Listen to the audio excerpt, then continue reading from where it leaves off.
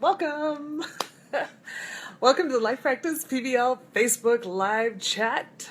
So glad that you guys were able to make it as you're coming in. And good, it says I'm live this week, or at least today it's working on the first try. It's good. Just want to mention tonight's topic is a little bit different. Folks sent in some questions, and boy, did y'all send in some questions. Not only did you send in questions on the Padlet, but you also messaged me. So I want to say thank you so much for that. We have a lot of questions about project-based learning, and I'm going to take a moment to answer a couple of those questions. I couldn't answer everyone, trying to find ways to combine them to where I can kill two birds with one stone, or open 8 windows with one, you know what I'm saying. I'm trying to do more than one thing at a time. But also tonight, as promised, I get to announce the winners of the 4 books giveaway. Y'all overwhelm me, seriously, with the comments, the shares, the likes, the loves, and all that in the first 4 video chats we've done. Each time, that's awesome. We're still growing. And so I say thank you to everybody. But special nods go to the following giveaway winners, picked totally at random by one of my colleagues. It was in a spreadsheet, and I said choose a number and a letter, and she picked 4. And the first winner of the Life Practice Lessons for Life Practice Learning goes to, are you guys doing a drum roll out there? Sue Levine from Atlanta, Georgia. Yay! The second one goes to Scott Riebel in Iola, Kansas. Yay!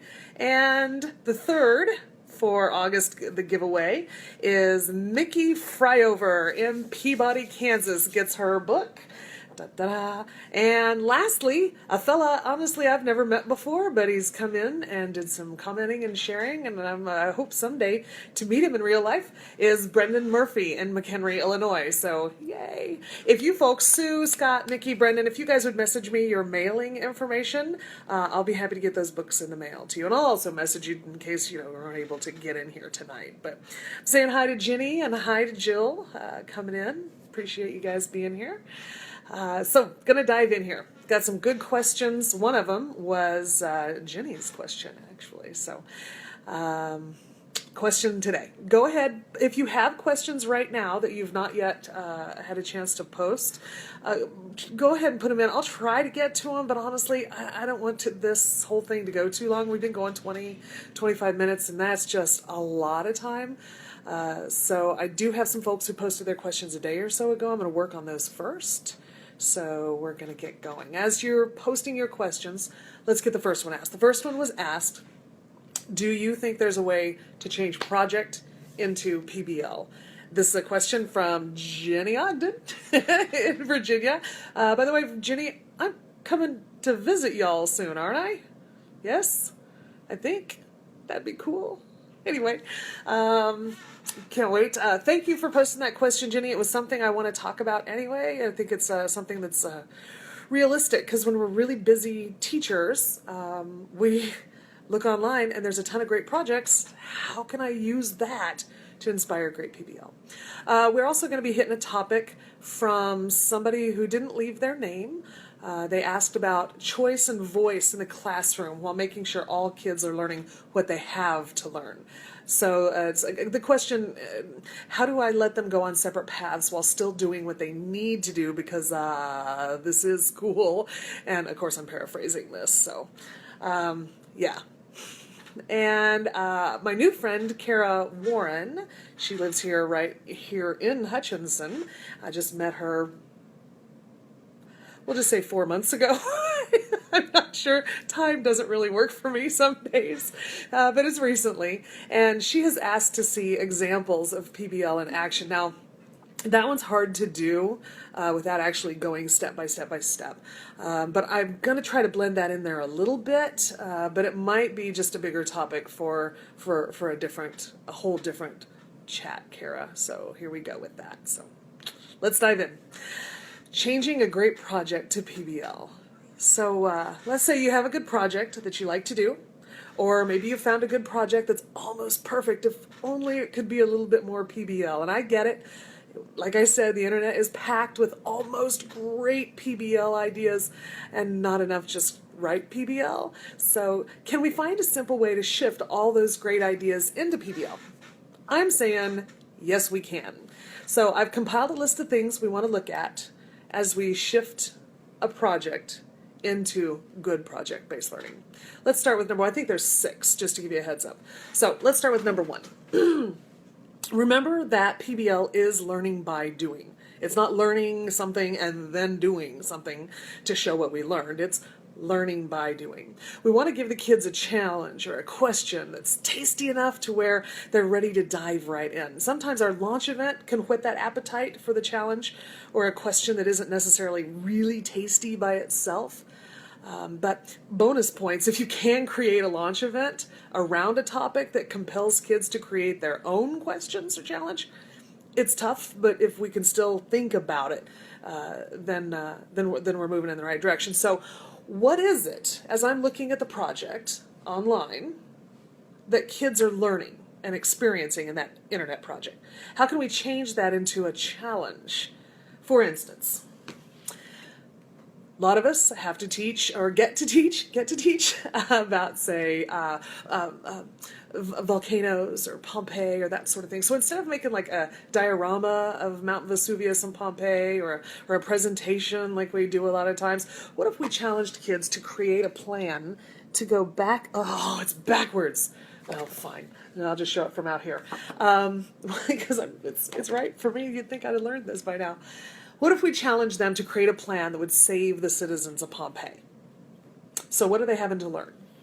Well, they've got to learn what kind of volcano Vesuvius was. Because it wasn't one of those that flowed lava. But we don't tell them that. We're like, well, how did it happen? How did it work?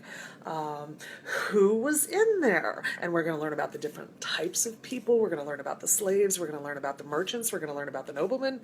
Now, how could we, as a math piece to it, because we're going back to save the citizens of Pompeii, we can't stop the volcano, but how can we get them out? And by the way, this is super tasty because I just saw on the news the other day that they're doing some scans on the bodies of folks who are left over from Pompeii, Pompeii's destruction. And they're learning all sorts of new things. And so anytime that we can bring that, oh my gosh, that's a brand new discovery from history. We thought we knew everything. We don't. Anyway, so if we can change something we learn into some sort of tasty challenge, that's so much better. Okay, number 2. Let's consider where we want to allow kids to make choices. Can they decide which portions they're going to dive deeper into? Of course, there's always the must-know info that kids have to encounter, but can they also dive deep into the, fill in the topic of interest? So let's say we're learning about sea life, right? Maybe the challenge is that they'll be designing a living space under the ocean. Okay, so then if they're building a living space under the ocean, because we made a tasty challenge, but I needed them to learn about sea life. I needed them to learn about the types of oceans. I needed them to learn about the types and temperatures of oceans, the depths of oceans. Maybe they needed to know what would be in there next to a coral reef. Maybe they needed to know about the layers of maybe they needed to know about the mid-Atlantic rift. Maybe there's the trenches they needed, the subduction zones. I don't know, whatever it is you need them to know. If the challenge is design an underwater sea colony, a living space under the ocean, can we bring in these other must-knows? Well, you're going to be living under there. What are we going to see? Whatever your must-knows are, make sure that everybody knows it, but then say, well, but if we're going to define a learning space, what would we, or a living space, what would we need in that? Would we need a government? Would we need, what would we wear? Where would we take care of our food? How could we breathe? How could we, and then let them choose which of those pieces they wanted to do. But there would be some non-negotiable you got to be able to tell me what type of ocean we're in, y'all, and why we're picking this one, and why it's the non-negotiables that everybody has to put their hands on. If I have kids are building let's say a Viking ship, right? They don't get to build that ship. They want to build the ship because it's super fun. But if you can't tell me where the Vikings lived and what they did and how they and the things I need them to know, you got to get your hands off that boat, y'all, because you're going to build something wrong. What is it they want to do, and how can I Trojan horse in that learning to that? That's how I get them choice and voice in on that piece. Third, how can we shift again that project into PBL? How can we help kids find their own resources? Many projects, not PBL, many projects have reading assignments or video assignments that we ask our kids to read and watch. And then we ask them to tell us what they read or what they watched. And then we label them dumb or smart based on their ability to recall and give it back to us, right? I don't want to hand the kids reading assignments. I want to help them learn to find articles and resources online. I want them to be able to look, find them, and then weigh the information they're finding. Help them to be able to triangulate that information with information they find elsewhere. And to figure out, are you making sure that all those sites that you're looking at are valid and reliable? Which ones are not? And because, y'all, this is a real world skill. I mean, what are they learning when we give them everything they need to know? They're learning that we're the source of all learning. I want them to feel empowered, as if they can learn and do things without me, because they can, and they should, and I need to cut the apron strings. So how do I help them learn to be learners? I want a big piece of that. The fourth piece is how can we get this, whatever we're doing, in front of people who really care about it. Right now, when we present in projects, we present to the class. They don't care. This isn't something they're like, unless they really do, but most of the time it's a teacher assignment. With a project-based learning, how can we use real experts in the world as we're learning? How can we present to people who would truly care? I mean, truly care, not just politely care. Oh, it's kids and they're doing their thing. I'm here. And then I go home and think, wow, those kids learned some things. I think that a lot of people would be polite to projects. In PBL, the work has to matter to someone, right? So how can we find that group of people? I'm going to pick on that in just a little bit more. Maybe in science class, say, we want the kids to learn about tornadoes, right? Tornadoes. This says, create a book, audio, or video-based story that teaches about tornadoes. Okay. What do we normally do? We have them research, they build a presentation about tornadoes. Exciting and meaningful. And what if instead they created that audio book or that video or even a public service announcement series that would help a specific group of people be safe during tornadoes? They get to pick what type of the delivery method that is. That's their voice and choice. They get to pick which group is at risk of dying from tornadoes. Are they going to look at kids who might be at home alone? Are they looking at the elderly? What should we be able to do if you're, or people who live in trailer homes? How can we target a specific group of people who in our community are at risk for dying or being terribly injured during tornadoes or put in hurricanes or whatever is nearby that's important for your kids to know. They get to consult with local safety committee on the authentic resource, and then we'll share our work with that specific population as the authentic audience. And not only are they learning science, right? They're not only learning about the tornadoes or whatever it is, they're also practicing a ton of reading, writing, speaking, and listening. I mean, this is straight up informational text, expository. How can we, people say, I don't have enough time. How can we marry these two things together to where now we're, again, killing those two birds? Poor birds. Apparently they're not safe around me. I am a bird lover, but that thought, that idea. Yeah, and Ginny, you're right. It is a challenge when kids are used to being given everything. At what age is it appropriate that we stop doing that? When we release them from high school? All right, kids, good luck. Or should we start earlier and kind of scaffold that? I mean, when I work with littles, 3rd grade, 2nd grade, I can collect resources into like a live binder or something, things that I have vetted, and then say, search here. You know, I'm not going to open them up to the whole World Wide Web, right? I'm just going to search here. And then as they get more experience, I'll start throwing in some red herrings, things that aren't right, things that are incorrect information, and then help them weigh out the information. Now, did you look at everything in here? And then eventually, as they get older, by the way, you may want to not just start with third graders. Maybe your kids are 5th, 6th, 7th, and 8th graders who've never had an opportunity to actually think about the stuff they're reading online. So maybe you start with 7th graders with that live binder, but quickly graduate them off because they are doing Google searches and they're doing them poorly. And so how can we mentor that in something that matters? Not just because I told them to, but because we're saving lives, y'all. The tornadoes will be coming. We got to save people's lives, and your information has to be right. It matters.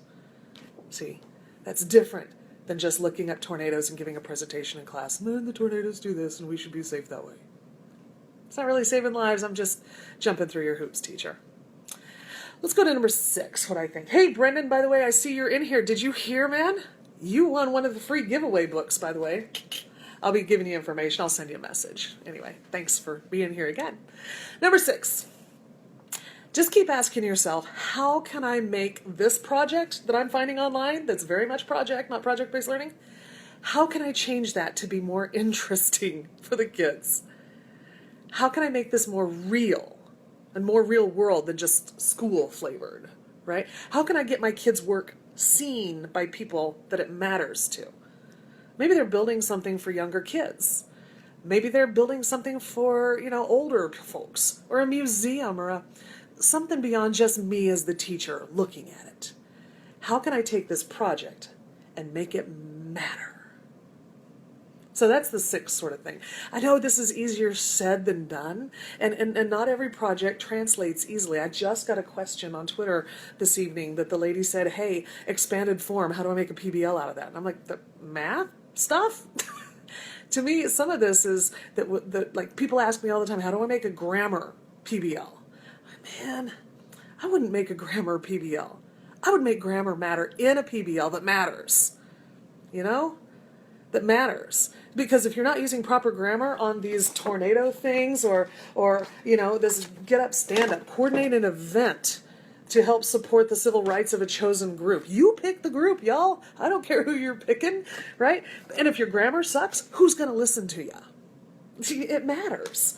This is another one I love. This is Poe, Madman or Genius. Create an autobiography for Poe or for yourself using Poe's style. What a great opportunity to learn about an author is that you're writing the autobiography of the author in the author's style.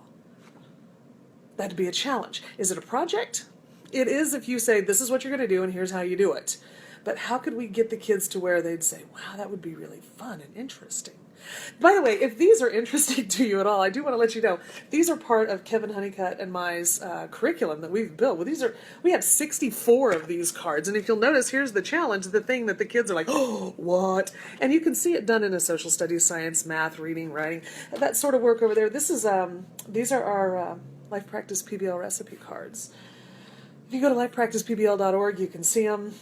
You can see a lot of them.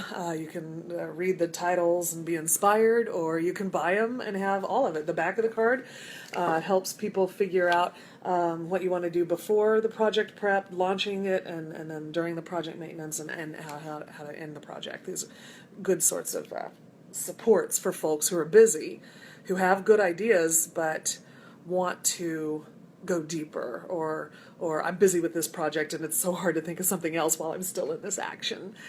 So yeah, if you want to look at those, Kara, I think actually Kelly might have some, your principal, so you might want to take a look. Anyway, so I'm looking at the time. It's about 20 minutes. There you are. There's some food for thought, how to turn project into a PBL. I did talk a little bit about voice and choice. Do we have time for another question? I don't think so, guys. I wish I could answer everyone's, but I promise we will have another Ask Ginger Anything session coming back up in October 7th. So if you want to know more, you can always read my blog over at gingerlumen.com. I've written a ton of things. People ask me these things. I've been in PBL for 10 years. I've heard a lot of questions, and I write them on my blog because I don't like to answer them 800 times.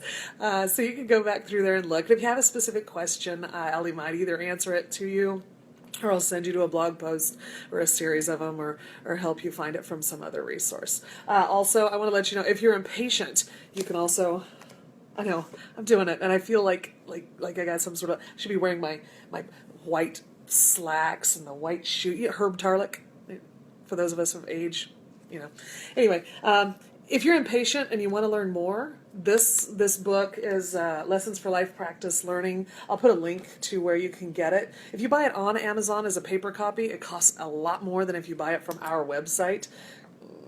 But the Kindle version is really inexpensive. So if you're okay to, because I thought, why are Kindles so much more expensive? They cost way less to make. And so while people recommended that we should price them the same, I said absolutely not. They would be priced much less because some of us need it. So anyway, get through with that. I've spent 5 years writing this book, y'all. I've been this is what I wanted when I started my school. And of course, if you know PBL, then this might help take you to another level or a deeper level. So with that, thank you all so much for coming in. I really appreciate it. Share this with folks if you would like. I don't have any giveaways yet for September. If anybody has any really great ideas on what we need to do for September, it looks like our next is September 7th. It's a Venn diagram of STEM and PBL. They're similar, but they are not the same. And we also talk about Maker Ed and PBL on September 14th. September 22nd is that question of how do I know they're learning in PBL? If they're out there just doing their thing, how do I make sure that they're truly learning? That's September 22nd. That covers all of September. So, Karen, thank you so much. I love you. You make me feel good. But anyway, everybody, thank you so much. Mwah. Good night. Good night.